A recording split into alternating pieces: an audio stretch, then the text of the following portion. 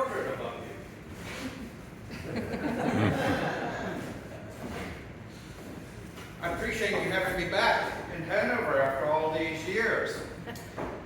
I'd like to begin by telling you a little bit about myself and what led up to this day, to these resolves.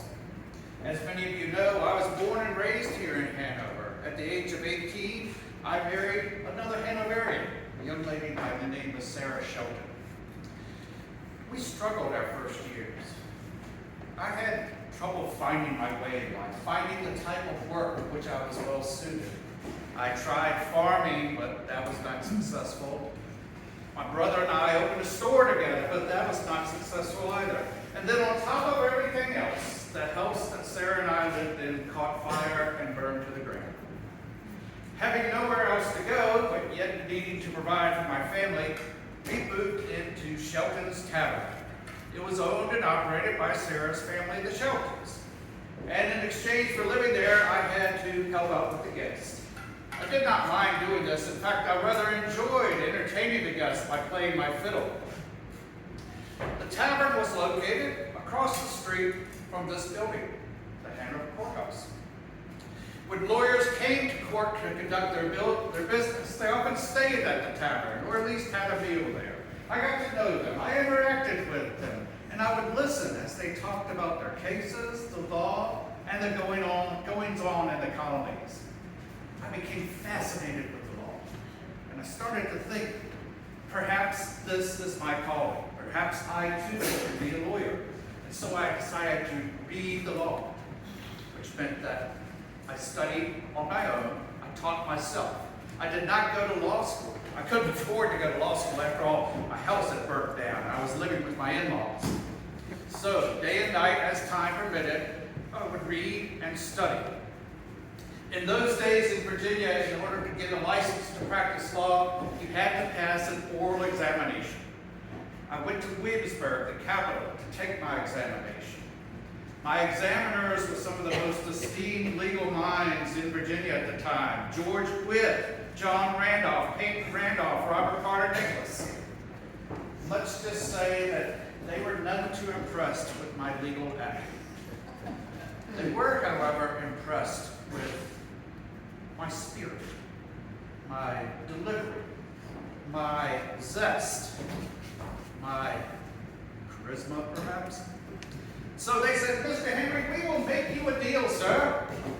We will give you a license to practice law if you promise, as a gentleman, that you will continue to read and study and gain in legal knowledge.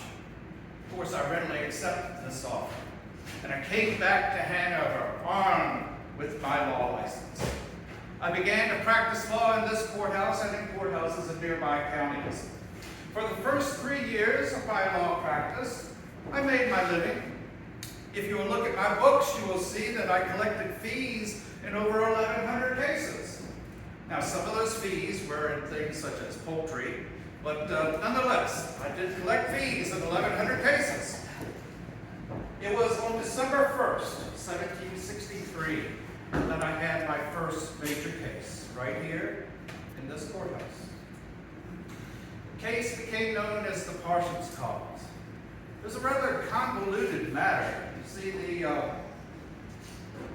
Church of England was predominant.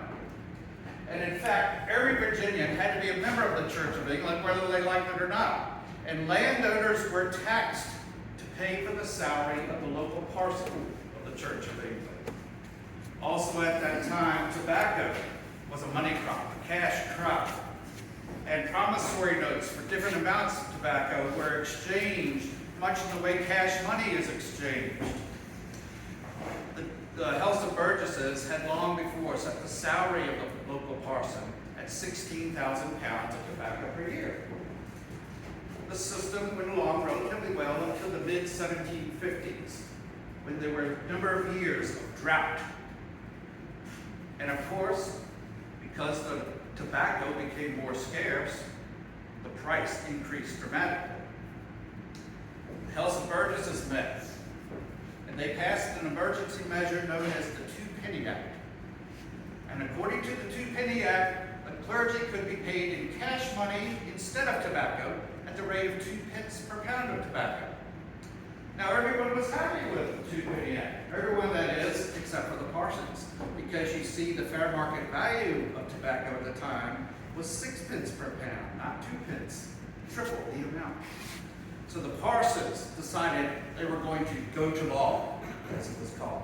They sent a delegation to England and met with King George's Privy Council, and they convinced the king, through the Privy Council, to repeal the 2 penny act, to declare it to be null and void. Parsons then proceeded to bring lawsuits throughout Virginia to recover their back wages. One of the first lawsuits was brought here in this courthouse by the Reverend James Morey, pastor of the Fredericksville Parish. A judge had ruled in 1763 that the Reverend Morey was due damages, and he set the date of December 1st, 763 for a jury trial to determine the amount of those damages. The defenders in the case, the tax collectors, they hired me to represent them. They didn't state this, but I've heard it said that they hired me because no other lawyer in Hanover would touch the case. Seemed like a mere formality, an open and shut matter. At that case, I argued that a king and his subjects are bound together by a solemn compact. That in exchange for their obedience, a king must rule in a way that is for the public good. And in this case, by disallowing such a wholesome law as the 2 penny act, the king violated that compact. It was an instance of misrule, and it may even be called tyranny. I concluded by stating to the jury, the law states that you must find damages for the Reverend Morey. This I cannot dispute. But send a message to tyrants everywhere by awarding only 1 penny in damages. Yes, I called King George a tyrant. And guess what that jury did? They returned a verdict for the Reverend Morey and awarded him damages, 1 penny. Once word of the Parsons cause spread throughout Virginia, named Patrick Henry became known throughout Virginia. A mere 18 months later, I was elected to Virginia's House of Burgesses. This was the year 1765. It was the very same year that Parliament in England passed the Stamp Act. Now, the Stamp Act was a tax on written materials, newspapers, legal documents, even playing cards.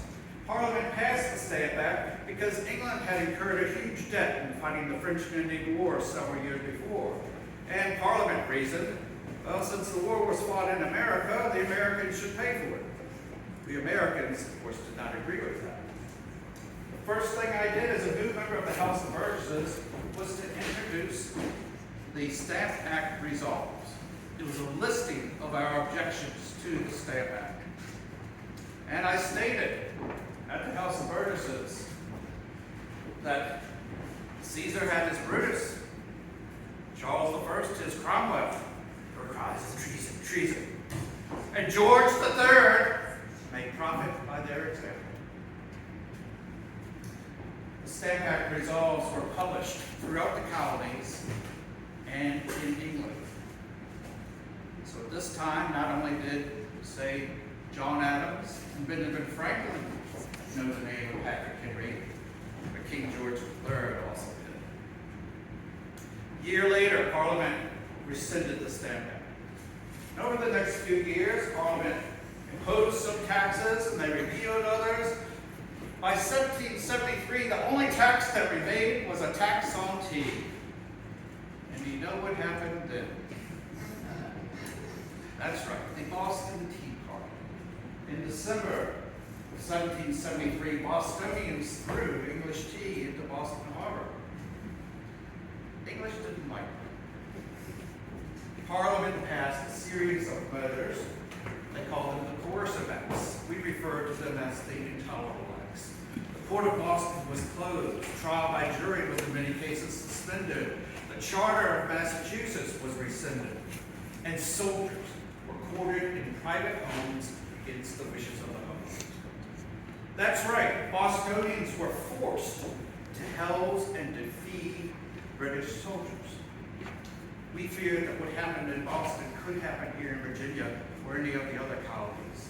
The rights that our forefathers had brought with them from England were in danger of being lost.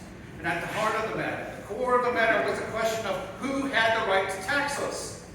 Was it our own elected representatives here in Virginia, or was it Parliament in England where we had no representation? Thomas Jefferson, perhaps you've heard of him.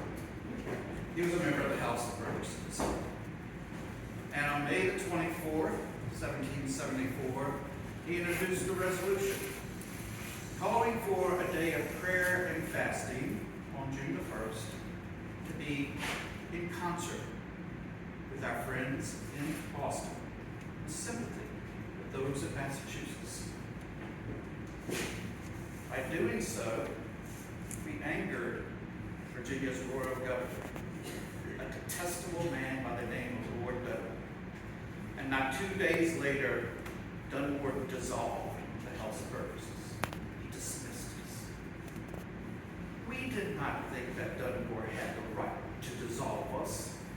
Our right to sit as an elected legislative body had been established long before Dunmore came along, long before the French and Indian War. It was a right that had been given to us by the king, and we thought only the king could take it away, not some mere royal governor.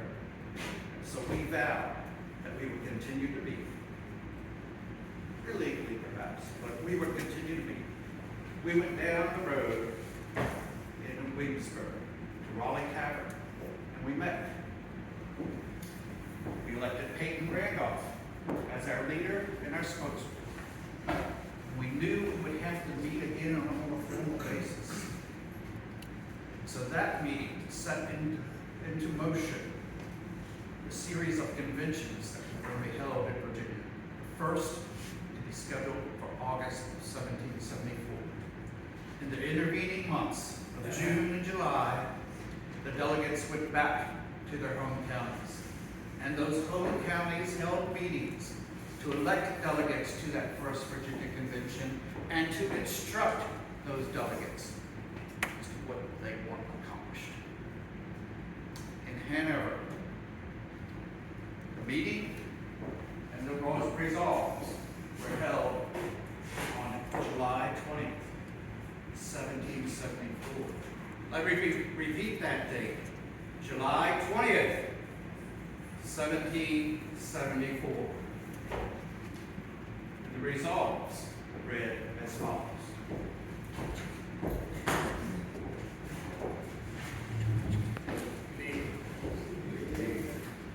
Governor, thank you. Chairs, distinguished guests. As Governor Henry just said, 250 years ago to this very day, the letter was sent to John Syme and Patrick Henry. Gentlemen, you have our thanks for the patriotic, faithful, and spirited conduct in the part you acted in the late assembly as our burgesses. And as we are greatly alarmed at the proceedings of the British Parliament respecting the town of Boston and the province of Massachusetts Bay, and as we understand, a meeting of delegates from all the counties in this colony is appointed to be held in Williamsburg on the first day of next month to deliberate on our public affairs, where we do hereby appoint you, gentlemen, our delegates, and we do request you then and there to meet, consult, and advise, and touch such matters as are most likely to affect our deliverance from the evils which our country is fraught. The importance of these things which will offer themselves from the deliberations is exceedingly great, and when it is to be considered that the effect of these measures you may adopt will reach our latest posterity, you will excuse us for forgiving you our sentiments and pointing out some particulars proper for that plan of conduct we wish to observe. We are free then. We have a right to be so, and to enjoy all the privileges and immunities of our fellow subjects in England. And while we retain a just sense that freedom and those rights and privileges necessary for its safety and security, we shall never give up the right of taxation. Let it suffice to say, once and for all, we will never be taxed by our own representatives.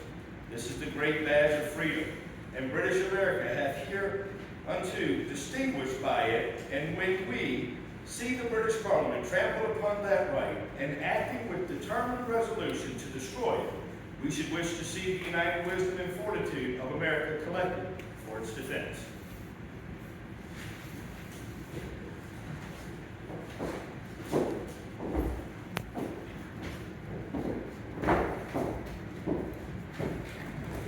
The sphere of life in which we move has not afforded us sufficient light to determine with certainty concerning those things from which the troubles at Boston originated.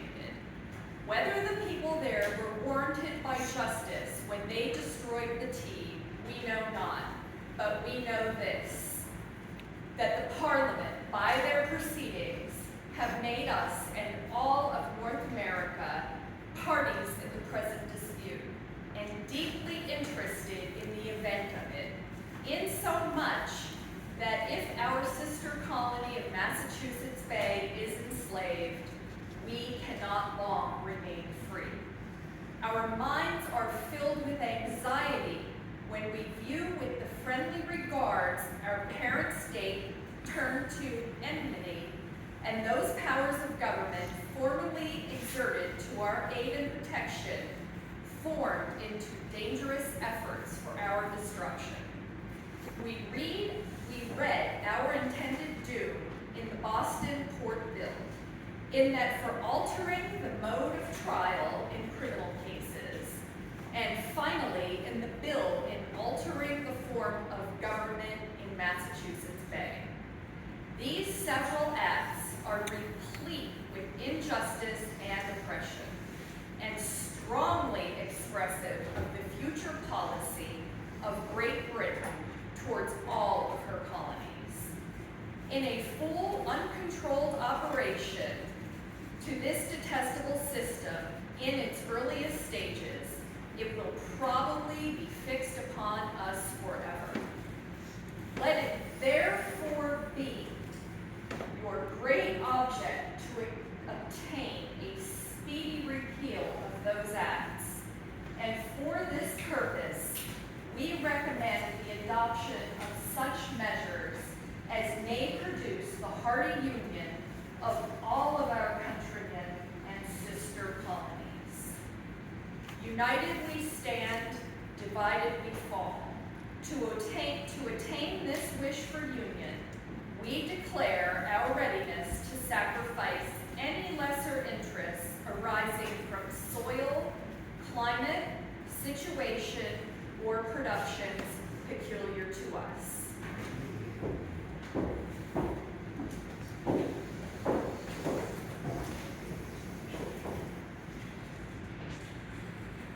We judge it conducive to the interests of America that a general conference of deputies from all the colonies be held in order to form a plan guarding the claims of the colonists and their constitutional rights from future encroachment, and for the speedy relief of our suffering brethren in Boston. For the present, we think it is proper to form a general association against the purpose of all articles of goods imported from Great Britain, except Negroes, clothes, salt, saltpeter, powder, lead, utensils, and implements for the handicraftsmen and manufacturers which cannot be had in America, books, papers, and the like necessaries, and not to purchase any goods of merchandise that shall be imported from Great Britain, after a certain day that may be agreed on for that purpose by the said general meeting of the deputies at Williamsburg, except the articles aforesaid, or as shall be allowed imported by the said meeting, and that we will encourage the manufacturers of America by every means in our power. A regard to justice hinders us at this time from withholding our exports. Nothing but the direct necessity shall induce us to adopt that proceeding, which we shall strive to avoid as long as possible. The African trade for slaves we consider as most dangerous to our virtue and the welfare of this country. We therefore most earnestly wish to see it totally discouraged. A steady loyalty to the kings of England has ever distinguished our country. The present slate of things here, as well as the many instances that can be found in our history, leave no room to doubt it. God grant that we may never see a time when that loyalty shall be found incompatible with the rights of free men.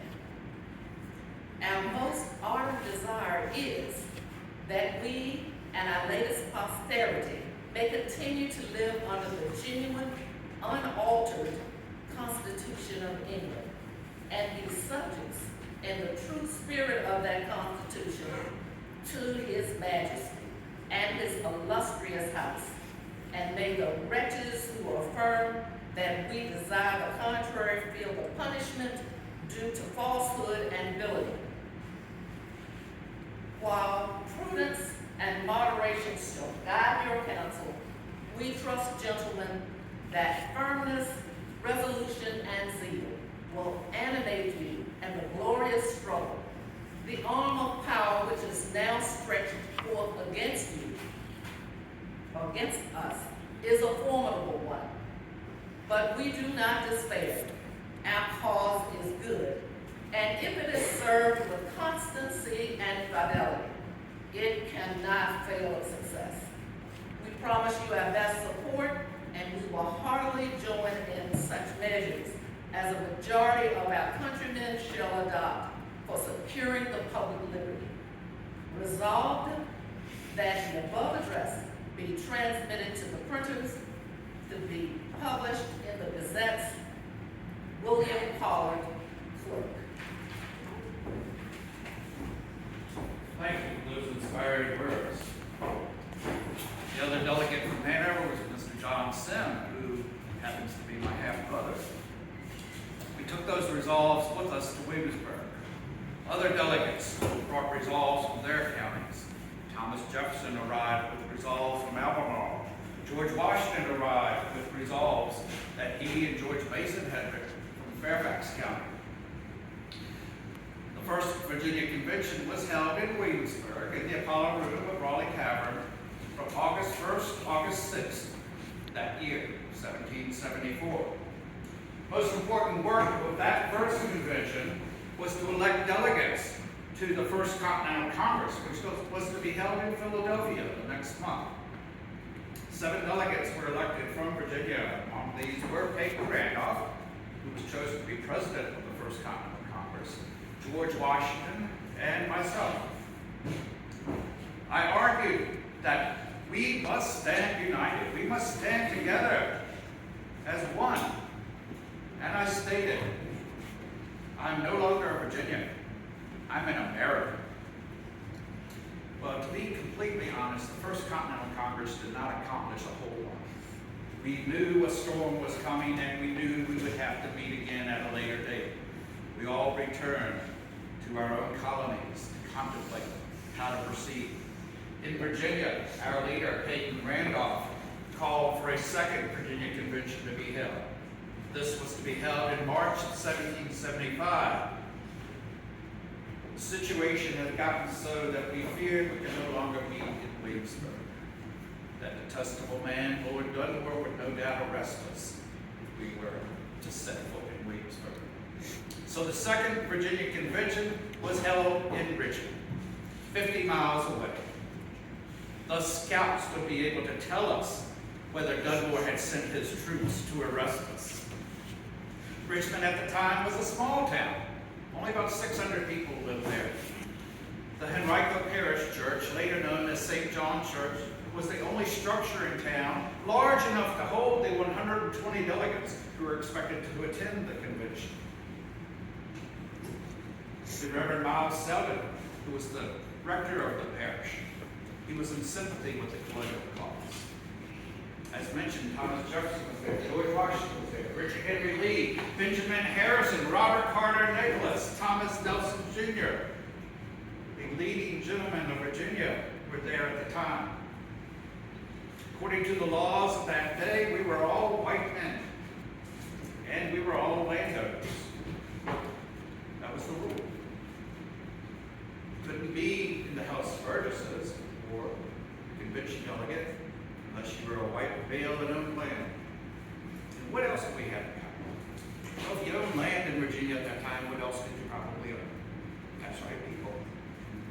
Now, how could we, on the one hand, argue that we wanted our freedom from the oppressions that England was imposing upon us, while at the very same time we were keeping others from their freedom?